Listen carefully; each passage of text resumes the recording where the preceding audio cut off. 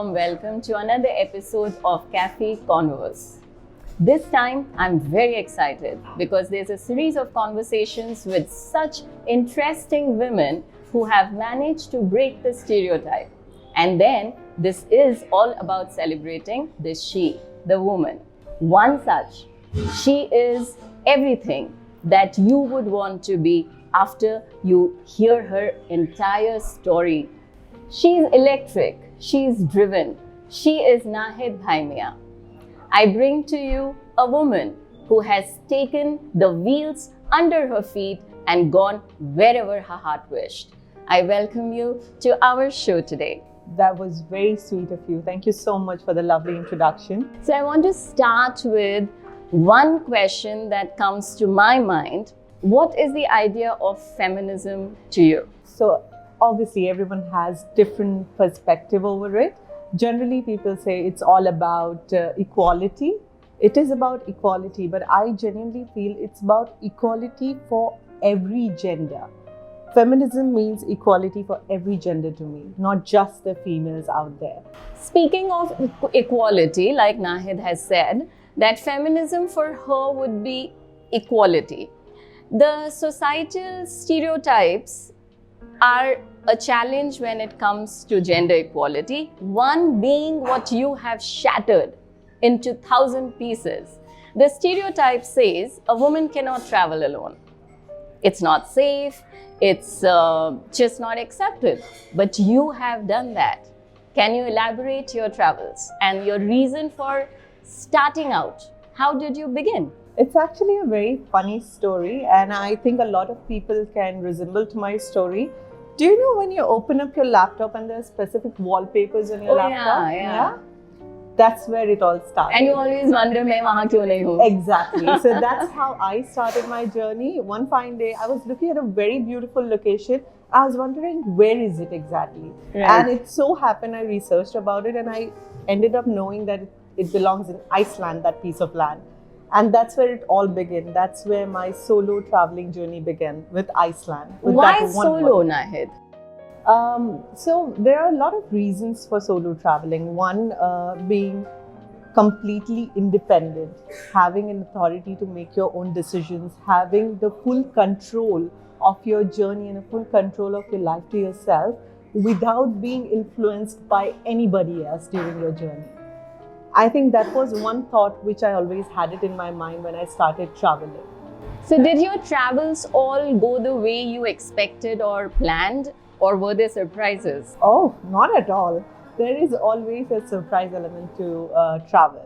Of course, there are a lot of trips which I had planned a specific way but didn't go as planned, and there were times where I ended up at places without any plan. And did that not scare you, especially being a solo woman traveler? So I think being scared is a feeling anybody would get. You get a little uncomfortable initially by thinking about what are you gonna do, what about the stay, where are you gonna go, and all of that.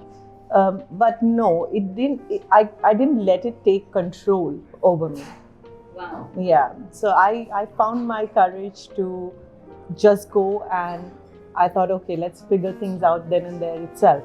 One of my travel was very recently. I'd planned my trip from Norway to Sweden. Okay. And I reached at the airport and the flight got cancelled. Oh my God. I was standing at the airport wondering what do I do? Because the flight is cancelled and the COVID rules have changed and I'll not be able to make it anymore, nothing. I stood there for 5 minutes and I said, okay, how else I can reach Sweden? That was my last destination. So I booked a flight to Denmark on the spot on the airport. And yeah, it just happened that while I was traveling, every time I landed at a place, landed in a city, I booked the hotel on the spot. I did everything on the spot, did my little research during the short journeys of, being from one place to the other. And it was very interesting. So as you have taken this journey and written your story as a solo traveler, do you feel that when you started out, you had these basic instincts or the courage, or do you think as you journeyed, all these qualities grew in you? Did you evolve as a woman, as a human being? I think everyone does. I think, dude, once you start traveling solo, that's one aspect of your life which really changes. Change is constant in you. Now, that change can be in a negative way or a positive way. For me, I was lucky to take my experiences in a learning manner. So every time I encountered an issue, I encountered a problem, or something was not going as planned, I I thought, okay, how can I make it better? How can I make it work? What's the solution to this? So I became more solution oriented past my couple of travels, I feel. Can you share some of your traveling experiences and destinations with our viewers? Sure. So I'm very happy to say that I completed my Scandinavian Arctic region, and it so happened, as I mentioned, that I started with Iceland, and the Scandic part belongs to 5 specific countries, which is Iceland, Norway, Sweden, Denmark, and Finland. I completed that whole circle, which is the North Pole. Wow, more power to you. So that's something, I guess, it was on my list for quite some time. And you did it all alone? Yes, I have been to the most remote areas. I've driven cars in heavy snows. I've survived minus 30 degrees with frozen eyelashes. And even, trust me, your hair will be frozen too after one point of the time. I've done hikes in those situations. Does it take a lot of preparation beforehand, physically and mentally, to take on these far-flung areas where probably the locals also would not be the natives? Are they expecting a tourist, or do you surprise them? So, locals over there wouldn't, even in those remote regions, even though it's a foreign country, even though, you know, it's a country which is at one end, a city which is at one end with a population of less than 100 people, you know, even over there, a female solo traveler comes to them as a surprise. Absolutely. Yeah. So when I'm traveling or when I'm hiking a specific place, I see all these male travelers with their backpacks, and I'm one with my backpack carrying 30% of my body weight on my shoulder, and I'm like, I'm hiking, and they're like, oh, where are you from? And I'm like, India. Okay, you're brave to travel alone.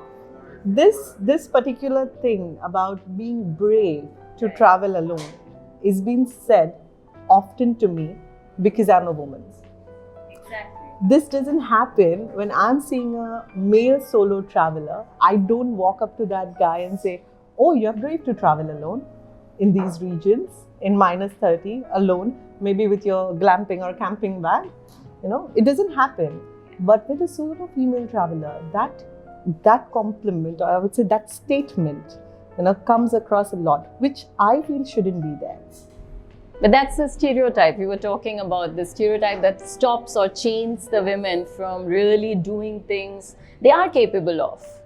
So many of you are listening and about to follow.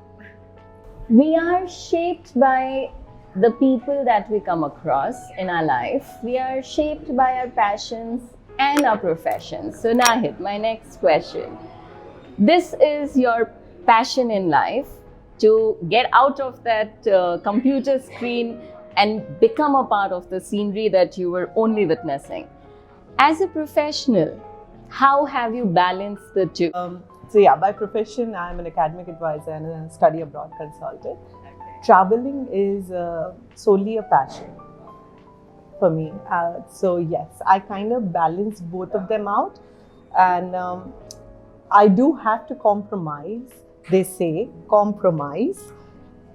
If I want to earn more, I cannot travel this much. My presence is required. And this is what is subjected as compromise.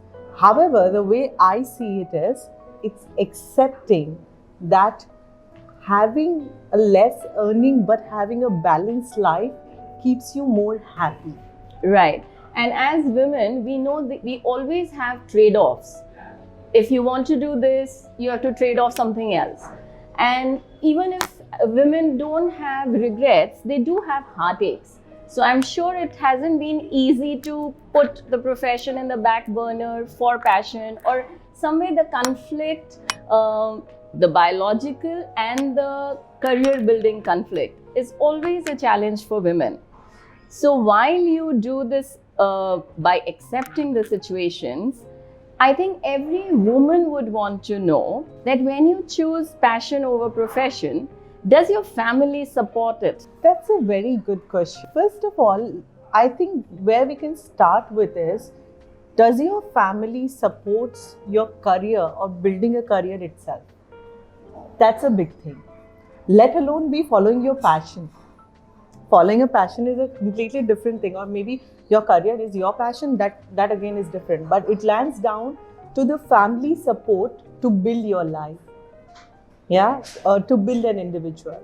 I have been very fortunate enough for my family to be extremely supportive towards this. They accepted my visions, my goals. They encouraged me all the time.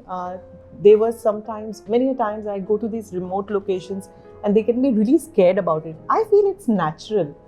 I feel it's natural. I can't pick up the phone and say, don't worry about me, and they'll stop worrying. I know, I was wondering all this time when I was going through all those places that you visited. Like you said, you've covered, I think, 16 countries or something. Yes. So and the first thought that was crossing my mind again and again was, what about the eve teasing? Because even when you walk on the street, people tease you. So have you faced that in your travels? Don't you think it's worldwide? It is. Right? That is. So how do you deal with it? People generally say it happens a lot in India. No. We are a mass population, and that's why we've been known for that. But it happens everywhere, guys. It's on you how you take it, how your body language is, what does your gut say when you're going to your place, what does your instinct say? Follow your instincts. I would always say that. So when I'm traveling has made me very conscious of my surroundings. So even I walk past now, I know I'm aware of my surroundings. Yeah, and I always follow my gut instinct. It's gonna be there. It's a world. Yeah, you're gonna find all sort of different people, but I don't think that should restrict you from traveling or from doing anything, for that matter of fact. Eve teasing shouldn't restrict you.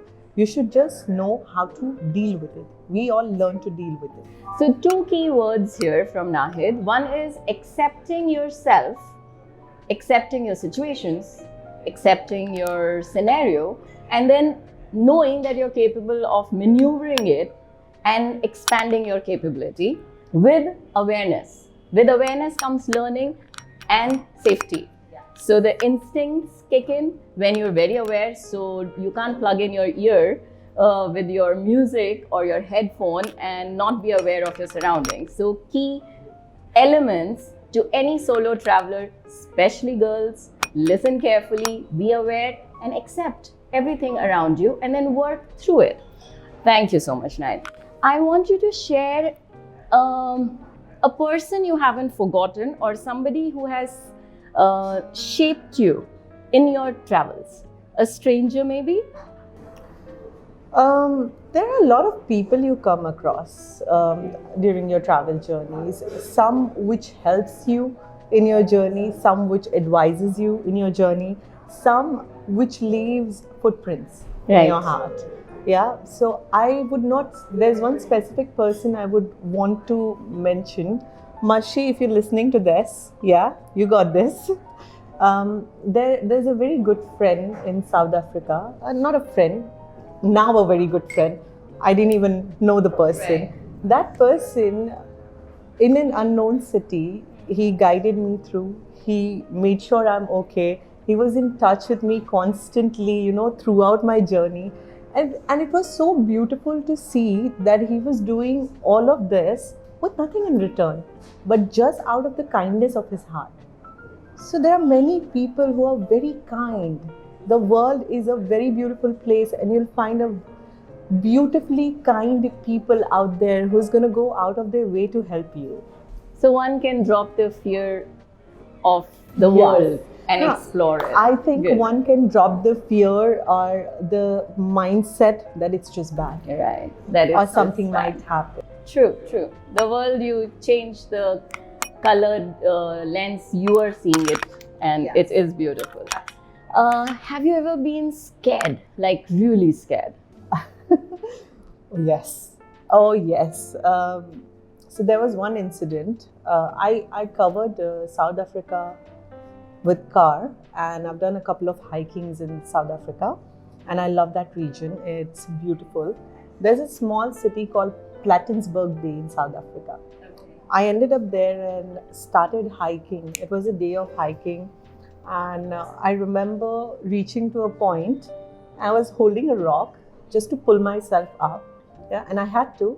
And that hike consists of beaches, obviously the sea and the mountains. Okay. It was that. So I was holding it tight, and the next thing I hear is the water splashing, and the next thing I see is I can potentially be the food of white sharks. Oh my God. Hanging on to that. Yes. So if I drop, or if one foot, goes Right. there, I am the meal of the day. This is what was gonna happen. But yeah, it didn't And happen. nobody else was there with you? No, that was a hike. No which co-travelers or no? I couldn't find a single soul. You're the only one hanging on. Yes, and Wow. on top of everything, I did that during COVID times, Oh my God. peak COVID times. So obviously people tend to Right. avoid that areas and traveling a bit. And I managed to pull that off. But again, a very beautiful thing to this is there are only few percentage of those white sharks left in the world. So I got to witness it. You got to see So that. nothing more beautiful than that, I feel. Wow, wow. So it is a combination of so many boundaries that limit our life, which in your case I hear and see that you have just shattered them. Do you feel the need to prepare before, like physically, for strength, for stamina? Is there something particular you do? So let me share this. The first hike I ever did was in Norway, and guys, Google it. It was by the name of Trolltunga. It is a hike where you end up, and the end is a shape of a tongue. Okay. And it's wonderful. It's beautiful. And I did that hike completely unprepared. Completely unprepared. Yes, I was not prepared. I didn't knew how to start. That was my first ever hike. I managed to stay up there for a night in my tent, and it was incredibly difficult, but I think a memory or an experience which I would never forget. But here comes the learning with that. Prepare yourself. It's important to prepare yourself, because in that hike I realized that when you are hiking, of course the physical stamina does matter. So the more you are prepared physically, the better you focus on your food intake, your water intake, your workouts or your yoga, whatever. Prepare yourself. Now I do. Now I prepare myself before each hike. I know what is needed during the hike. I know before that how much time I need to kind of train for that. But having said that, if I still come across a hike for which I'm not prepared for, I'll do it. So that's a mind over matter fact. Yes. So if any of you girls out there, or even boys, are thinking that you're physically not 8-pack abs or whatever, you don't have to worry. You can still pursue a traveling passion, like Nahid is saying. Better prepared is good, but if you're not prepared, just take the plunge. Go with the flow. Go with the flow. Don't stop yourself from pursuing the dream. Nahid, having said that, I want you to tell our audience, you have already written such a beautiful story through this journey. Where does this story go from here? Okay, so let me share this with you guys. I'm writing a very special book which contains all my itineraries and the mistakes and errors I have made. And you heard it on Kefiee Konvos first. Yeah, so I have been writing this book from quite some time now, where I write down my itineraries and I write down how I would have done it differently. Oh, that's What could be included, the mistakes I could have avoided, such things. And I think sooner or later, I want to revolve those books around aspiring travelers. Oh, that would be a very valuable. And I want to encourage others to write it so we can rotate it in the circle. Oh, wow. So you have an inner circle of travelers who go to these remote places that can't be Googled. Yeah? Yes, but having said so, we do have a small little group where people go to remote areas and they post about, oh, today I'm here and this is worth, checking out. But I think everybody has a different taste and everybody has their uniqueness and wishes and want on what they want to see. Some want to be in the mountains, some would hate it, some want to prefer beaches over the mountains, So I think it's about finding your own taste in traveling. That's very important. Nevertheless, I'm sure that a compiled book like that is going to be a very precious info book and a go-to help kind of a book, because I don't think you get that inner perspective. I think the way you have seen the world is very unique, very interesting, especially from a woman's point of view. I am going to be the first one to read it. Yeah. Because I have not had the courage to do what you've done, even though I am almost a generation older than you. But I would now add that in my bucket list. A solo woman traveling trip. I'm happy. I'll be following you, but it will still be full. So we have now reached the final segment of this interesting conversation with our dynamic guest, Nahid. Nahid, I'm going to fire away some one-liners to you. Are you ready? Bring it on. What is freedom to you? Freedom to me is living your own truth. A rare find in your travels? In all of my travels, the most rarest of the find was the mountain gold rock, which I still possess. Wow! Did you bring it with you? I have it. I can show you the pictures for the same. All right, so we're going to add that. Stay A tuned. mountain gold, that's rare. Wow. What about the weirdest mode of transportation? Flying in my head. Flying in your head? Just kidding. We all do that. Yeah, right? It's with everyone. No, so I think the weirdest one was a dog sledge ride from the airport to the hotel in a city called Kiruna, Sweden. Oh my God, a dog sledge. Can you They have imagine that? beautiful Alaskan Huskies. Please, guys, go and see them. Beautiful. I can't even imagine what joy it must have been. So now, this is a rapid fire round for you. Okay. Ready? Okay. Ready? Impromptu road trips or planned vacation? Never a planned vacation. Unconventional stays or hotel rooms? Unique stays any day. Word to mark, unique. Scuba diving or bungee jumping during your travel? A water baby or a sky baby? Both, actually. So I'm done and dusted with both of them. So both. Bring in something new. Wow, we need to look. Local food or fast food? Local food. The soul of the country. Yeah, that's true.